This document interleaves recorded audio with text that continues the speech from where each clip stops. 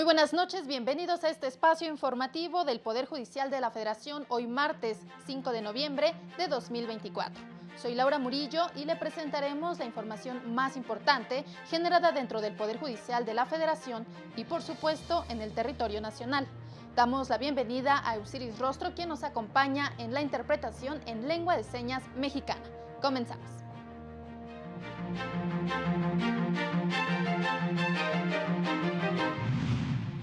El Pleno de la Corte desestimó acciones en las que se pedía invalidar la reforma judicial. Ministro Aguilar Morales agradece apoyo de trabajadores del Poder Judicial de la Federación. Elección de personas juzgadoras pone en riesgo la independencia judicial, advierte relatora de Naciones Unidas. Lanzan convocatoria para interesados en participar en la elección extraordinaria de personas juzgadoras de 2025. Y este martes la Suprema Corte analizó diversas acciones en las que se pedía invalidar la reforma constitucional en materia del Poder Judicial. El Pleno de la Suprema Corte de Justicia desestimó las acciones de inconstitucionalidad promovidas por partidos políticos contra la reforma al Poder Judicial. Esto luego de que las ministras Yasmín Esquivel Moza, Loreta Ortiz Alf, Lenia Batres Guadarrama y el ministro Alberto Pérez Dayán se pronunciaran por la improcedencia para que la Corte revise reformas a la Constitución. Es decir, ya no estudió los argumentos de fondo del proyecto del ministro Juan Luis González Alcántara Carranca. Al haber 4 votos, ya no se alcanzaba la mayoría calificada para declarar la invalidez de las disposiciones, pues se requería de al menos 8 votos de las 11 ministras y ministros. Me parece que los órganos electos democráticamente son quienes deben decidir primeramente, en forma expresa, si es su voluntad de entregarnos a las ministras y ministros de la competencia para analizar las reformas o adiciones de la Constitución, porque de lo contrario, aun cuando nos animen mejores propósitos e inclusive nuestras discrepancias con las modificaciones que consideremos, estamos invirtiendo el orden lógico de las cosas. En primer término, considero que la Suprema Corte de Justicia de la Nación no es competente para conocer de una acción de inconstitucionalidad que busca invalidar una reforma constitucional. El diseño de nuestro Estado de Derecho y el mandato de la Constitución no nos otorgan esta facultad. Coincido en que es improcedente esta reforma, como se ha comentado aquí, en primer lugar, porque el pasado 31 de octubre se publicó en el Diario Oficial la reforma constitucional en materia de inimpugnabilidad de las adiciones o reformas a la Constitución. Yo no considero que esta Corte tenga facultades para revisar el contenido material de las reformas constitucionales, sean estas estructurales o no. De esta forma, el texto constitucional de la reforma al Poder Judicial sigue vigente. Tras cerca de 5 horas de debate, el análisis pasó por la legitimidad de los partidos políticos para presentar la iniciativa, así como el observar la reforma para la inimpugnabilidad de reformas constitucionales. Sin embargo, el estudio quedó en el pronunciamiento por la improcedencia. Al inicio de la sesión, la ministra presidenta de la Suprema Corte de Justicia, Norma Lucía Piña Hernández, se pronunció sobre la relevancia de este asunto. Como presidenta de este Tribunal Constitucional, me dirijo a la sociedad para hacerles saber que somos conscientes del peso histórico que conllevará esta discusión. Sabemos el eco e importancia que tendrá cada una de las palabras que aquí pronunciamos. Precisamente por ello, con una mirada sincera, con la mano en el corazón, me permito afirmarle a la nación que cada una de las posiciones que mis compañeras ministras y mis compañeros ministros adopten estará presente el juramento que cada uno pronunció cuando inició su mandato: guardar y hacer guardar la Constitución de la República. Para el canal del Poder Judicial de la Federación, Mario López Peña. Y previa a la discusión en el Pleno de la Suprema Corte, cientos de personas, entre ellas juzgadores y trabajadores del Poder Judicial, se manifestaron afuera del edificio sede en solidaridad con las ministras y ministros ante la posibilidad de que por primera vez se analizara una reforma constitucional, en este caso la relacionada con el Poder Judicial. Es una decisión que trasciende al Poder Judicial. Esta decisión significa que el Estado de Derecho sigue subsistiendo o que definitivamente se ha desdibujado para siempre. Sin duda, es una decisión histórica que cambiará absolutamente cómo funcionamos en materia de justicia. Bueno, venimos a defender la autonomía de la Suprema Corte de Justicia, que no se nos vaya a la República, que sean imparciales, que no hagan lo que están haciendo, porque todos los mexicanos tenemos derecho a decir en lo que están equivocados los de la 4T. Por cerca de 5 horas que duró la deliberación en el Pleno de la Corte, los asistentes siguieron minuto a minuto cada detalle en la pantalla que fue colocada al exterior del alto tribunal. Lo que se juegue aquí en este día es la justicia independiente. Necesitamos jueces que no estén cooptados por los intereses económicos, políticos, religiosos, la delincuencia organizada. De nada de eso necesitaba México. Sí, ciertamente en México necesitan cambiar su sistema de justicia, pero una justicia de a de veras, no simulaciones. Basta ya de simulaciones. Tras la conclusión de la sesión, el ministro Luis María Aguilar Morales salió a agradecer el apoyo de los trabajadores que se manifestaron. Somos Poder Judicial de la Federación. Gracias, gracias, gracias. Y ahí vamos, ahí iremos. La verdad es que sí estamos tristes porque podíamos haber conseguido más. Yo traté de hacer mi mejor esfuerzo, pero no fue suficiente. No hubo la gente que se solidarizó con nosotros lo suficiente. Muchas gracias, compañeros. Los quiero muchísimo. Son ustedes verdaderamente el alma del Poder Judicial y, por lo tanto, de México democrático e independiente. Muchas gracias. Y justamente sobre lo que resolvió este martes la Suprema Corte, personas juzgadoras, abogados y especialistas externaron su opinión al respecto.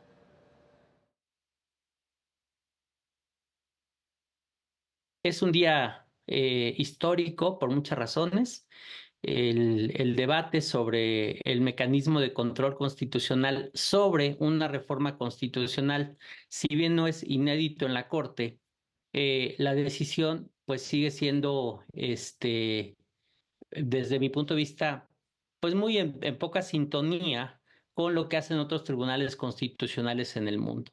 Quedó evidenciado con muchísima claridad hoy el nivel de quienes están en un tribunal constitucional y para quienes la legalidad es un bastión fundamental de su actuación. A mí me parece que es lamentable que no se hubiera dado el paso hacia un control de la constitucionalidad de la reforma constitucional y más en el contexto en el que se da. Lo decían y lo decían bien varias personas ministras, de lo que se trataba era de revisar si el proceso y la sustancia de esta reforma constitucional establecida por un órgano constituido vulneraba, algunos lo llamaban, algunos lo llaman el coto vedado, otros le llaman las cláusulas pétreas, pero lo que se trata aquí es si el poder revisor de la Constitución se sobrepone absolutamente a todo y establece que ningún otro órgano puede revisar lo que se incorpore a la Constitución. Después de este fallo, seguramente vendrán tentaciones mucho más graves, y miren que me responsabilizo de más graves, porque ante la falta de un mecanismo constitucional de defensa, se puede subir a la Constitución cualquier característica regresiva que se quiera, porque efectivamente, para la mayoría de las personas ministras que no entraron a revisar este aspecto y por eso se desestimó la acción, dado que 4 consideraron que debía sobreseerse las acciones de inconstitucionalidad, pues no es procedente, y con esta conformación de la Corte no sería procedente en este momento revisar ninguna reforma constitucional, por más regresiva que lo fuera. Es indiscutible que la sesión del día de hoy en la Suprema Corte de Justicia de la Nación tendrá una enorme trascendencia para la historia judicial, jurídica y política del país. Después de una discusión sustantiva, interesante, por algunos momentos atropellada y accidentada, a partir de un proyecto de sentencia sólido y muy bien estructurado, la Corte determinó, en realidad por una minoría de 4 votos, que no procedía a entrar al fondo del análisis sobre la inconstitucionalidad de la reforma, en este caso también constitucional, al Poder Judicial de la Federación y a los poderes judiciales de las entidades federativas. Esa decisión marcará sin duda el devenir histórico de la justicia en México y es importante advertirlo. Fue tomada en realidad por 4 votos de bloqueo que impidieron que el Pleno de nuestra Suprema Corte entrara a analizar a fondo y con argumentos de detalle los posibles elementos de la inconstitucionalidad planteada por el ministro González Alcántara. Considero que lo que se decidió hoy en la Suprema Corte de Justicia de la Nación es digno de ser comparado con la posición en la que se encontraba la Corte Suprema de Estados Unidos al momento de decidir el caso Marbury contra Madison. Desgraciadamente las cosas se dieron de una manera sorpresiva, no se dieron de la manera en la que las y los expertos, no solamente de México, del derecho constitucional mexicano, sino de talla internacional también predecían. Y sin duda creo que el Poder Judicial de México a nivel federal y a nivel local va a cambiar de manera radical.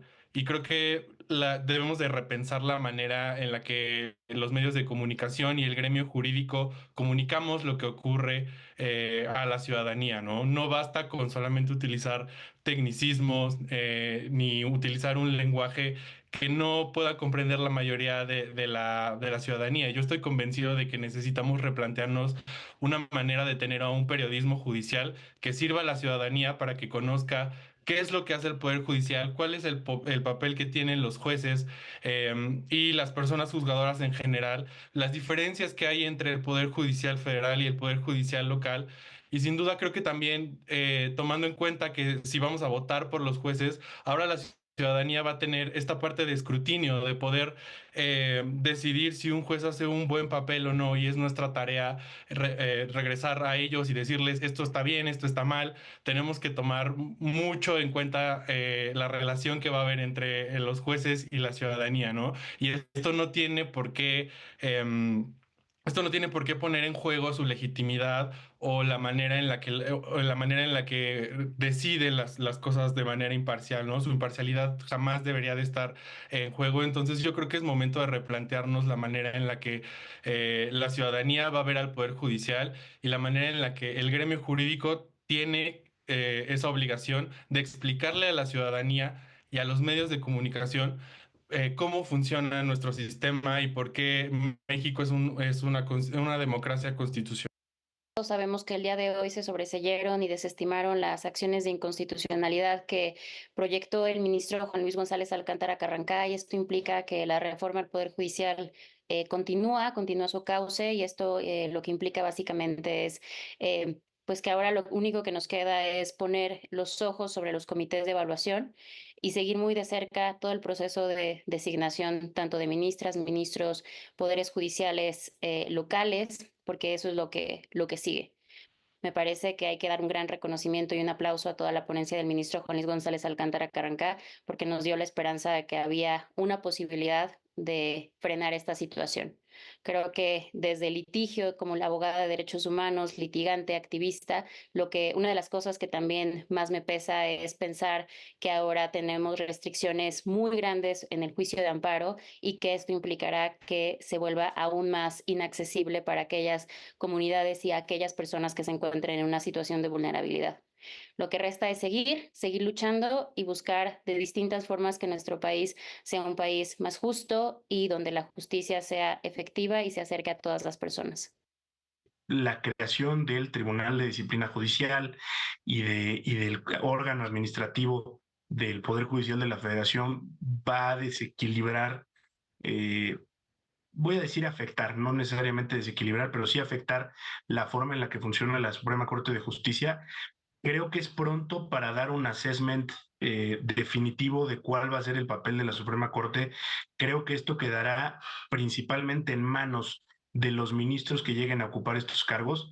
Me parece que uno de los grandes peligros es que lleguen cargos completamente políticos y no jurídicos, sin carrera judicial, hay que decirlo. Y por otro lado, creo que de empoderarse el Tribunal de Disciplina Judicial de manera excesiva o extravagante, esto definitivamente va a impactar la impartición de justicia desde la Corte, porque uno de los grandes peligros es que ya la última palabra la tenga ese Tribunal de Disciplina y no la Suprema Corte de Justicia. Y entonces vamos a tener un tribunal aparentemente y en papel constitucional, sujeto a la voluntad política y fáctica del Tribunal de Disciplina Judicial.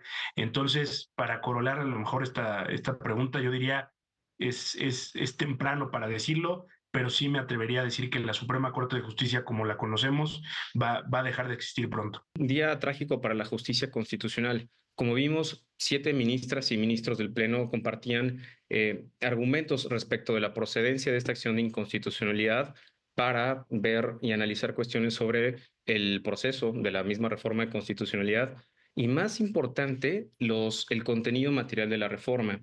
Creo que para muchas personas abogadas y la ciudadanía en general era un momento esperanzador para entablar la realidad que se viene ahorita a raíz de la reforma judicial.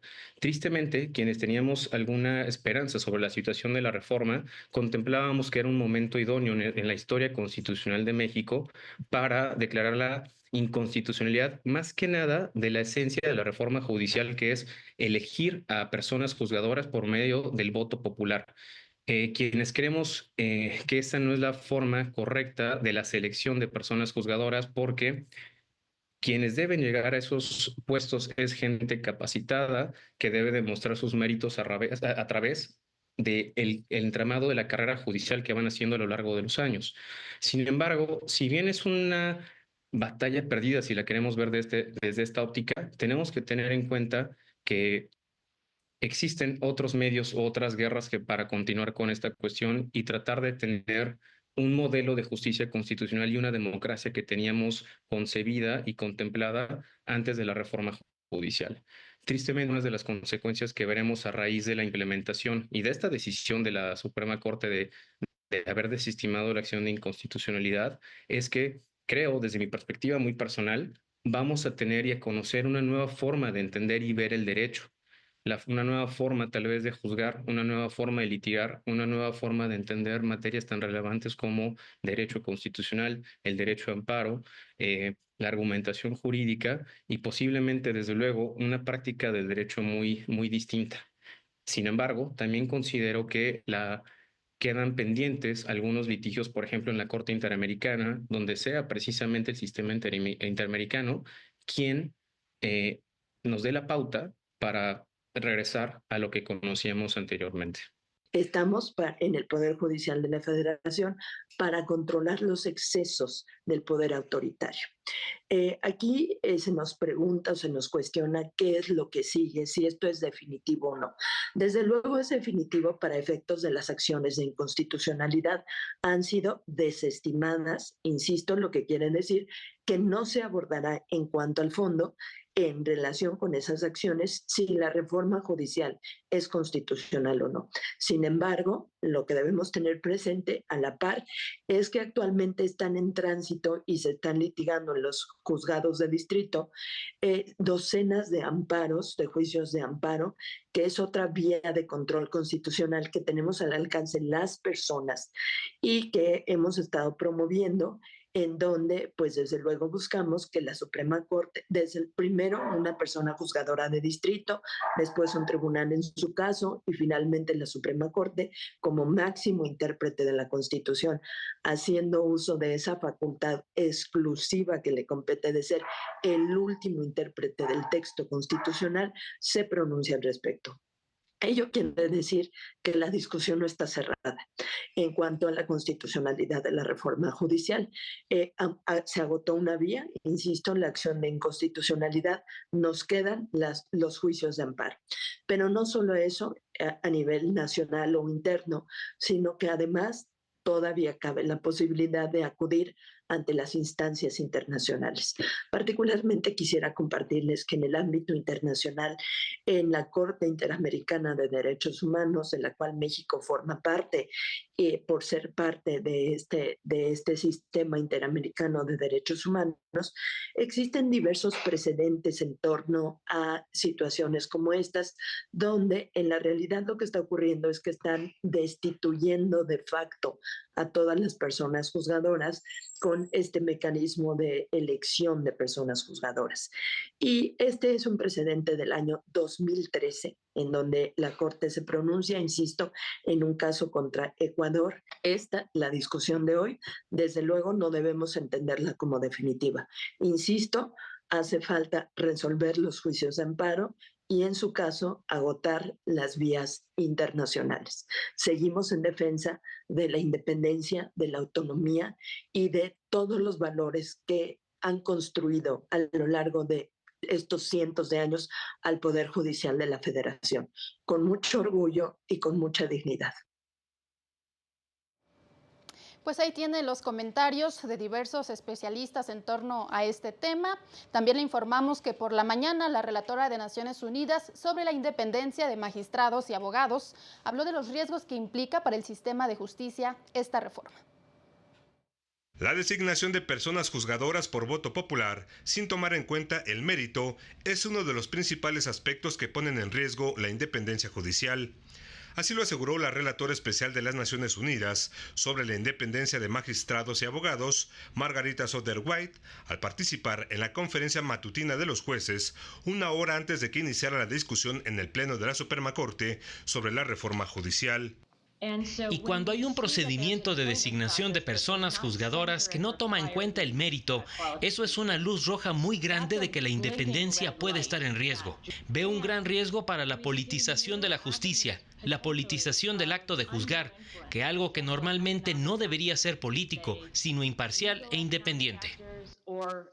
Resaltó que México podría ser el único caso en el mundo donde todas las personas juzgadoras sean removidas del cargo y sujetas a elección popular. Para el canal del Poder Judicial de la Federación, Juan Carlos González. Y sobre este mismo tema, el magistrado Juan Pablo Gómez Fierro aseguró que nadie se está aferrando a mantenerse en el cargo, sino a que se preserve la República y la división de poderes. Las y los juzgadores no defienden privilegios. Prueba de ello es que más de 850 juezas, jueces, magistrados y magistradas han declinado públicamente a participar en las elecciones extraordinarias de personas juzgadoras. Así lo indicó el magistrado Juan Pablo Gómez Fierro en un diálogo organizado por el Colegio de Secretarios y Actuarios de la Judicatura Federal. Dijo que lo que defienden es el Estado de Derecho y la autonomía del Poder Judicial, ya que el poder político sin límites puede desbordarse y afectar a todas las personas. Nadie se está aferrando al cargo, nos estamos aferrando a la República, nos estamos aferrando a conservar un sistema con división de poderes, con la posibilidad de proteger derechos humanos. Eso es principalmente lo que se está buscando. En la reflexión mencionó que tras la discusión sin precedentes, en la que la Suprema Corte analiza la invalidez de preceptos de la reforma al Poder Judicial, el desacato de órdenes judiciales podría incrementar. La crisis constitucional, me parece, ya existe desde el momento en que pues ya las decisiones de los jueces han estado, de alguna manera, han sido desacatadas y que pues hay muchas decisiones que no permiten conocer, lo decía el ministro Juan Luis González Alcántara, me parece de manera muy puntual, cuál es el derecho vigente. Agregó que la carrera judicial es el mejor mecanismo para poder seleccionar a juzgadores independientes y de esa manera mantener el Estado de Derecho como la mejor vía para resolver conflictos. Concluyó que la reforma al Poder Judicial, en sus términos, es un error histórico que llevará décadas poder reparar. El Comité de Evaluación del Poder Judicial de la Federación lanzó la convocatoria a las personas interesadas a ser postuladas por el Poder Judicial Federal como candidatos en la elección extraordinaria de personas juzgadores de 2025. El comité podrá proponer una terna por cada cargo disponible de 5 ministras y 4 ministros, 3 magistradas y 2 magistrados del Tribunal de Disciplina Judicial, una magistrada y un magistrado de sala superior, 10 magistradas y 5 magistrados de salas regionales del Tribunal Electoral. También podrá proponer una dupla por cada cargo disponible de los 464 cargos a elegir para magistraturas de tribunales colegiados de circuito y magistraturas de tribunales colegiados de apelación y 386 cargos a elegir de juezas y jueces de distrito. Las personas aspirantes que cumplan con los requisitos de ley podrán inscribirse del 5 al 24 de noviembre en el portal electrónico del Comité de Evaluación, que estará abierto de las 8 de la mañana a las 23 horas con 59 minutos y 59 segundos.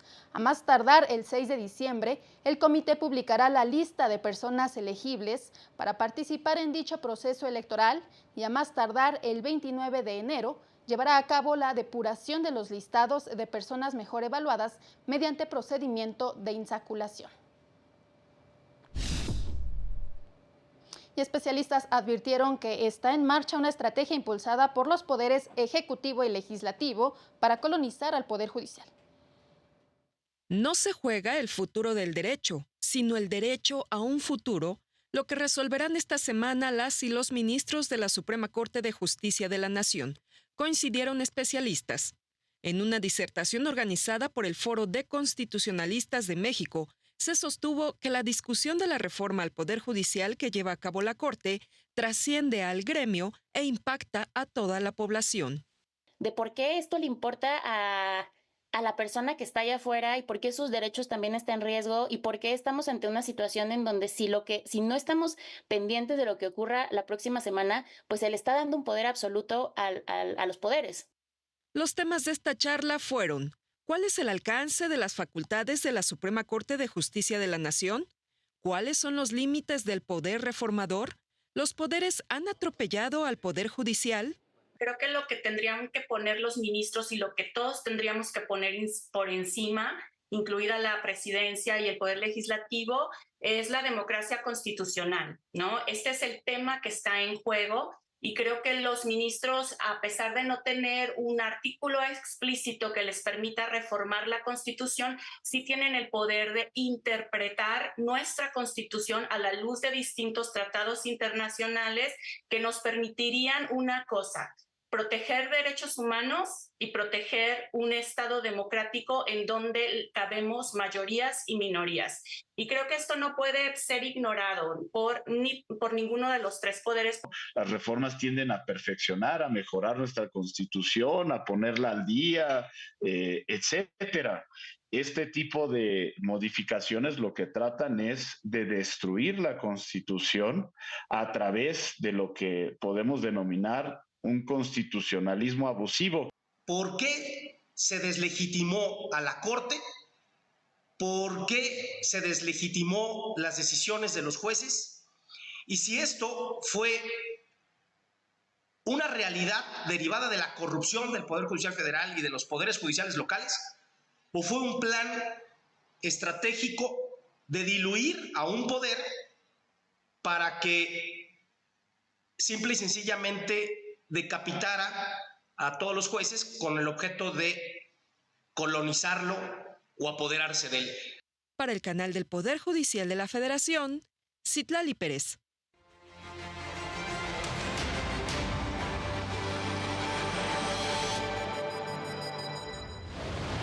La jueza tercera de distrito en Zacatecas otorgó una suspensión provisional contra la elección de jueces y magistrados federales, contemplada para el próximo año, pues considera que vulnera la independencia de los tribunales y la división de poderes.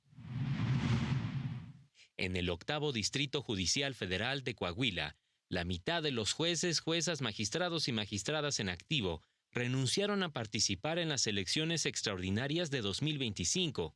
Solo 11 personas juzgadoras cuyos cargos fueron seleccionados en la insaculación participarán en la votación. diputados de Morena presentaron una iniciativa de reforma al artículo 96 constitucional para que las y los mexicanos residentes en el extranjero puedan votar en la elección de ministros, magistrados y jueces del próximo año. En el marco de la discusión sobre la despenalización total del aborto en el Congreso capitalino, la diputada local del PAN, América Rangel, propuso crear una ley de los derechos de la persona no nacida para reconocer a los fetos como sujetos de derechos. Para el canal del Poder Judicial de la Federación, Jesús Daza. Así llegamos al final de este espacio de noticias. Soy Laura Murillo y a nombre de todo el equipo que hace posible este espacio informativo, agradezco su atención. Lo invito a mantenerse en la señal del canal del Poder Judicial de la Federación y este miércoles siga las sesiones de la primera y segunda salas de la Corte. Que tenga una muy buena noche.